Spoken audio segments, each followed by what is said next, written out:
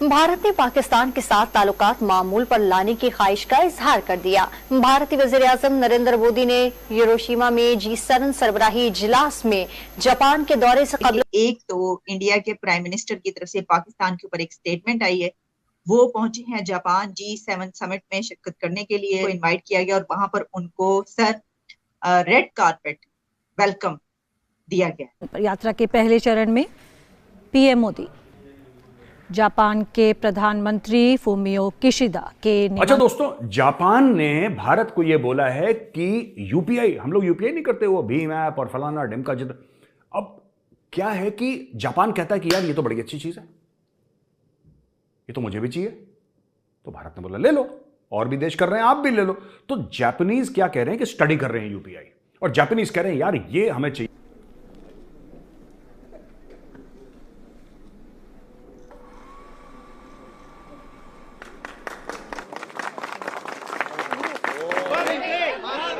वंदे मातरम और हाथ में तिरंगा लिया। प्रधानमंत्री की एक झलक पाने के लिए बेतहाशा लोग को समझे कि अगर दुनिया इंडिया में आ रही है, और सिर्फ यही नहीं है, बात तो यहाँ तक चली है कि जो क्वाड ममालिक हैं वो कह रहे हैं जी कि हमें बायो मैन्युफैक्चरिंग जो हब है वो इंडिया को बनाना चाहिए। सुधाकर, हम देख रहे हैं कि यहाँ हिरोशिमा में जहां पर कि आप हैं, प्रधानमंत्री का स्वागत करने के लिए बहुत सारे भारतीय भी दिखाई दे रहे हैं, उसमें बच्चे भी हैं, महिलाएं भी हैं। जय हिंद दोस्तों, आज भारत के प्रधानमंत्री श्री नरेंद्र मोदी जी जापान में हो रहे G7 मीटिंग के लिए जापान पहुंच चुके हैं। साथ ही वो अपने 6 दिन के इस दौरे में फिजी और ऑस्ट्रेलिया में होने वाले क्वाड समिट में भी हिस्सा लेंगे। फिलहाल एज अ विजिटर भारत को जापान के प्रधानमंत्री ने न्योता दिया है। इंटरनेशनल मीडिया के मुताबिक जल्द ही भारत G7 का हिस्सा बनने जा रहा है। लेकिन इससे पाकिस्तानी मीडिया में काफ़ी चर्चा हो रही है। चलो तो देखते हैं पाकिस्तानी मीडिया का रिएक्शन। डिजिटल इंटरऑपरेबिलिटी की बात कर रहे हैं, डिजिटल इंटरडिपेंडेंस की बात कर रहे हैं। मैं आपको पढ़ के बताता हूं, ये जापानीज मंत्री हैं। अच्छा, जापान का एक डिजिटल मिनिस्टर भी है दोस्तों, एक बात देखो, डिजिटल मिनिस्टर है जापान का, उसका नाम है कोनो तारो। कोनो तारो, फूलों का, तारों का, सबका कहना है सेम वन।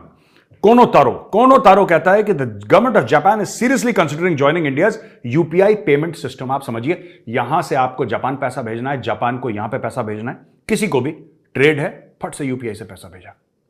नो जैसे नेबरिंग कंट्रीज के बीच होते हैं, और कॉन्ड्यूसिव एनवायरनमेंट डिपेंड करता है पाकिस्तान पर, जो कि आप हालात वगैरह दहशतगर्दी चलती रहती है, वो उसकी उन्होंने बात की। तो सर कैसे देख रहे हैं इसको? इसके अलावा G20 की भी खबर ये है कि चाइना ने उसके ऊपर जो है वो ये कहा है कि वो कश्मीर में हो रही है तो इस वजह से वो शायद नहीं वहां पर आएगा, या इसके ऊपर भी बात करेंगे इसी के साथ मिला के। बैरिस्टर साहब, over to you. Thank you जी। ये जो मोदी साहब का ट्रिप है और उनकी जो स्टेटमेंट है, उस हवाले से बड़ी डिस्कशन हो रही है इंटरनेशनल मीडिया में और इंटरनेशनल सर्कल्स में जो इंडिया पाकिस्तान रिलेशन में इंटरेस्टेड हैं। तो पहली बात यह है कि जो उनको रेड कारपेट प्रोटोकॉल या जो एहतराम दिया गया है, वो जाहिर है, आप जब एक मुल्क जो है वो इतने अरसे बाद एक इतने बड़े क्लब में शामिल हो रहा है, जो कि बुनियादी तौर पे दुनिया के मामलात को एक तरीके से कंट्रोल करने वाला क्लब है, तो उसकी अहमियत का वैसे भी जो है, एक आप किसी किस्म का प्रोटोकॉल दें या ना दें, वो जाहिर है कहीं गुना कहीं दर्जे बढ़ जाती है अहमियत। तो उस हवाले से जाहिर है कि इसमें जो है ये इसकी रिफ्लेक्शन आपको नज़र आ रही है, जो उनको वहाँ पे मीडिया अटेंशन या जो प्रोटोकॉल जो लोकल ऑफिशियल्स की तरफ से और इस तरह मिल रहा है।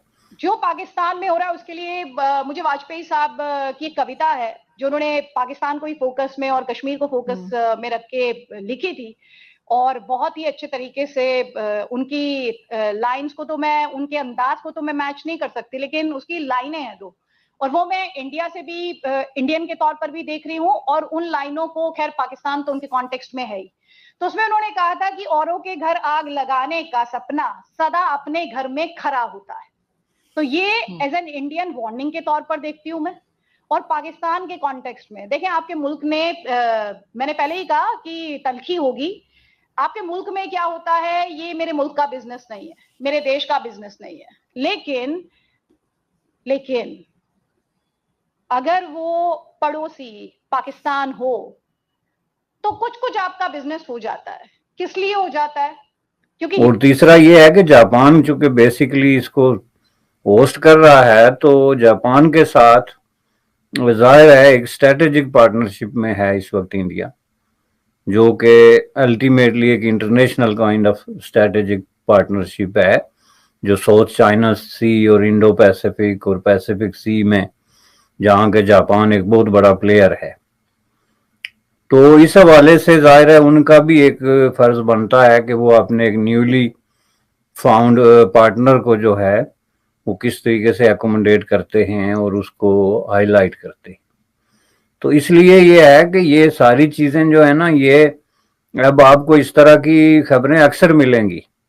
ये मैं काफी अरसे से जिक्र कर रहा हूँ गुज़श्ता 4-5 सालों से, कि जो कोई खबर नहीं रहेगी कि जी फलां फोरम पे इंडिया को ये प्रोटोकॉल मिल गया, फलां फोरम का इजलास इंडिया में हो गया, या किसी इंटरनेशनल जो इकोनॉमिक फोरम पे या पॉलिटिकल फोरम पे जो है उनकी जो अहमियत है।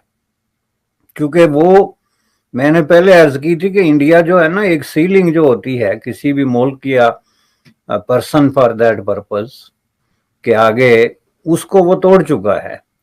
और वो अब इस इंटरनेशनल इम्पोर्टेंट जो क्लब है उसका मेंबर है। अब उसकी मुख्तलिफ जो है ना जेतें हैं, कहीं ये G7-8 है, कहीं G20 है, कहीं जो है वो एशिया पैसिफिक, कहीं जो है वो अभी रिसेंटली जो फोरम उन्होंने साउथ कंट्रीज का किया था, या इस तरह के बेशुमार ऐसे रीजनल और इंटरनेशनल ग्रुपिंग्स हैं जिसमें कि उनका अपना एक मामला बन गया है। तो इसको अब खबर आप ना समझें, बल्कि ये इंडिया की जो अचीवमेंट्स हो रही हैं स्टेप बाय स्टेप, उनके में इजाफा हुआ है। हिस्ट्री ये बताती है, इतिहास ये बताता है, आपके साथ हमारे संबंध अच्छे हो, हमारे आपके साथ संबंध खराब हो, हमें अटैक्स झेलने पड़े हैं, उस पे मैं बाद में आऊंगी। लेकिन जो मैं प्राइमरी या जो पहला कमेंट आपको देना चाहती हूँ वो कमेंट ये है कि एक ऐसा मुल्क, आपका मुल्क, एंटी इंडिया हेट्रेड पर टिका हुआ है।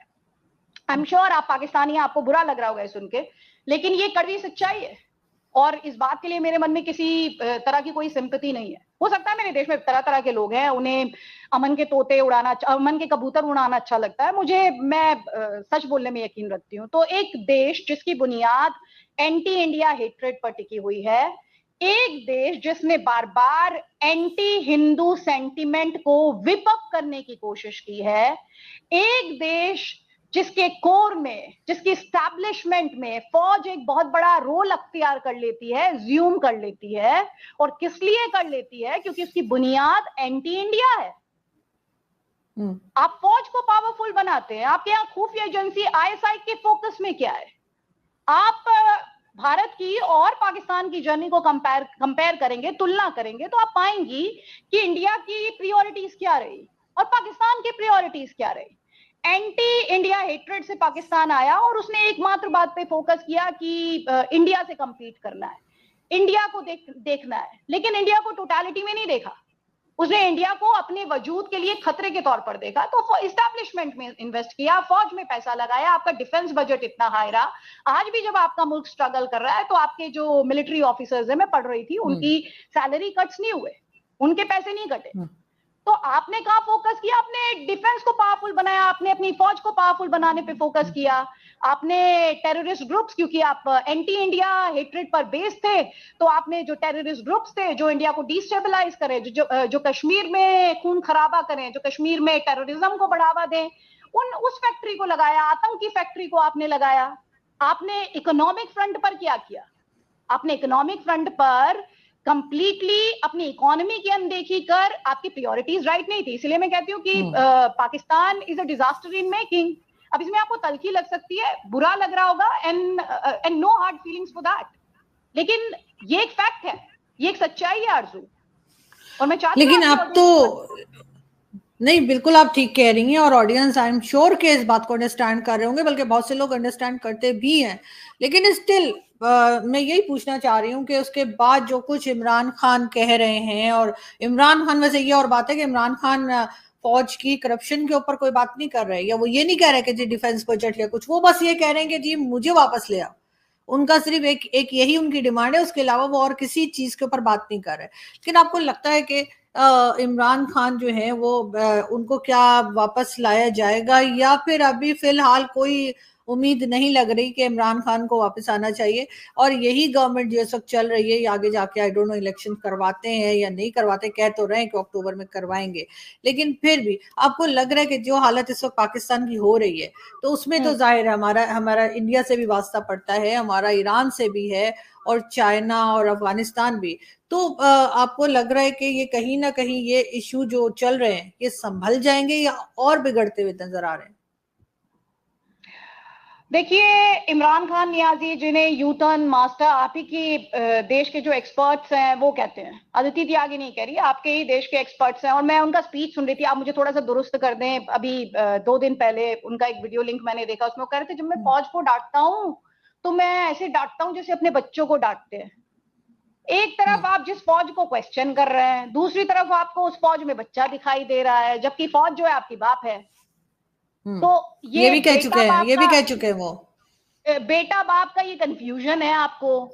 वो मतलब इमरान खान नियाजी एक नियाजी थे जिन्होंने 1971 में इंडियन फोर्सेस के सामने सरेंडर कर दिया था, और एक नियाजी आपके खान साहब हैं। अब ये फौज को सरेंडर करवा लेंगे, इसकी पॉसिबिलिटी आरजू जब मैं इंडिया से बैठ के देखती हूँ और आपकी फौज के ट्रैक रिकॉर्ड को देखती हूँ वर्सेस सिविलियंस के साथ, तो इसकी संभावना मुझे दिखाई नहीं देती। और आपकी फौज नियाजी के सामने सरेंडर कर देगी, उस नियाजी के सामने एक नियाजी ने 71 में सरेंडर किया है, ये मुझे पॉसिबिलिटी इस वक्त दिखाई नहीं देती।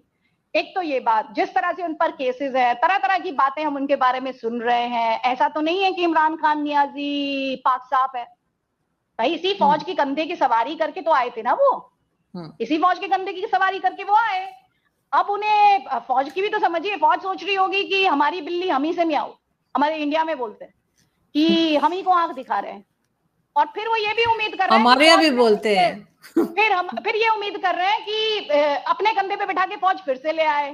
आप उनको गाली भी दे रहे हैं, उनकी क्रेडिबिलिटी को आपने ऐसा बट्टा लगा दिया है कि दुनिया भर में लोग उसके बारे में बात कर रहे हैं कि ये वही पाकिस्तानी फौज है जिस पर इतना खर्चा करता है पाकिस्तान, ये वही पाकिस्तानी फौज है जो ये कहती है कि कंपनी के वजूद के लिए हमारा अस्तित्व जो है वो जरूरी है। क्या ये वही फौज है जो भारत को टक्कर देने की बात करती है, जिसके अपने कोर कमांडर के घर में घुसकर क्या होता है? जब कोर कमांडर अपना घर नहीं प्रोटेक्ट कर पा रहा, वो बॉर्डर्स पर कितना इफेक्टिव होगा? ये सारे सवाल है जो